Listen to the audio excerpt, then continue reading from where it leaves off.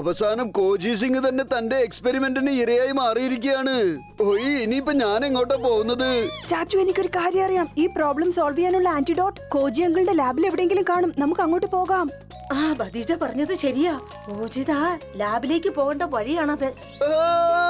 ഇനി ഒരുപാട് തണ്ണിമത്തൻ തലേമാര് നമ്മുടെ പുറകിൽ വരുന്നാണല്ലോ തോന്നുന്നത്. ഇനി നമ്മൾ എന്ത് ചെയ്യും? പക്ഷേ ആ തണ്ണിമത്തൻ എന്താ അനങ്ങാത്തത്? എന്തോ പ്രശ്നമുണ്ടല്ലോ.